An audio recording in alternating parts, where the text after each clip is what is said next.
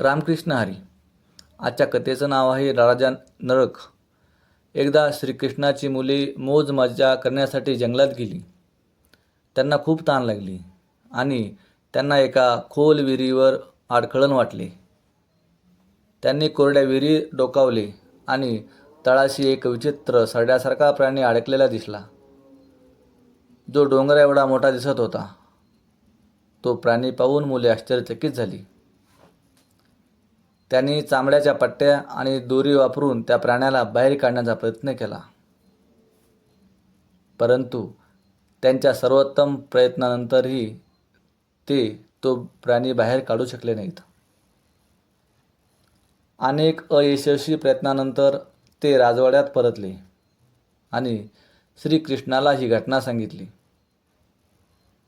त्या असामान्य महाकाय सरड्याबद्दल ऐकून श्रीकृष्ण विहिरीजवळ आले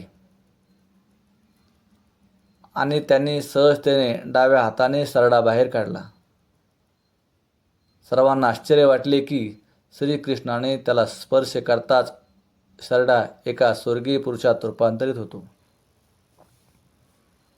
अचानक झालेल्या या परिवर्तनाने उत्सुक होऊन श्रीकृष्णाने त्या माणसाला स्वतःची ओळख करून देण्यास सांगितले.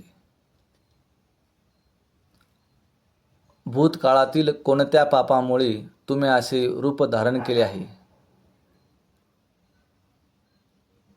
तुम्हाला असे नशीब सहन करावे लागले हे दुर्दैवी वाटते. तो स्वर्गीय पुरुष नम्रपणे त्याची कहाणी सांगतो. मी इक्ष्वाकू राजाचा मुलगा नरक नावाचा राजा होतो. तुम्ही माझ्याबद्दल ऐकले असेल. मला माहीत आहे की तुम्हाला काही अज्ञात नाही. तरीही तुम्ही मला विचारल्याप्रमाणे मी तुम्हाला सांगेन की मी असा कसा झालो.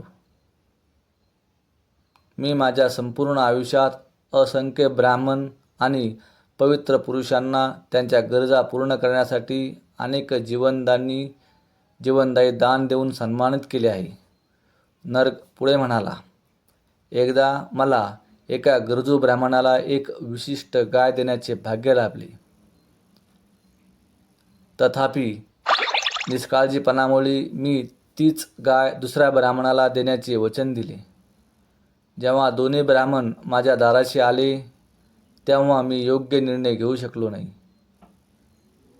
म्हणून मी त्यांना गायीला वादात सोडून देण्यास सांगितले आणि त्या बदल्यात प्रत्येकी 100 गायी स्वीकारण्यास सांगितले. गायीच्या मूळ मालकाने नकार दिला आणि गाय घेऊन निघून गेला. दुसऱ्या ब्राह्मणाने मला फटकारले आणि निघून गेला. मृत्यूनंतर नरकांचा देव यम याने मला विचारले की मला आधी कोणते फळ मिळवायचे आहे, माझ्या चांगल्या कर्माचे फळ की माझ्या ज्ञात अज्ञात वाईट कर्माचे परिणाम. मी माझ्या वाईट कर्माचे परिणाम आधी भोगायचे ठरवले. परिणामी यमने मला खाली उतरण्यास सांगितले. म्हणून मी या विहिरीत पडलो आणि पडताना मी स्वतःला सरड्यात रूपांतरित होताना पाहिले. आतापर्यंत मी माझे मागील जीवन विसरलो नाही. हजारो वर्षानंतर फक्त तुमच्या आगमनाने मी माझ्या स्वर्गीय वैभवात परतलो आहे.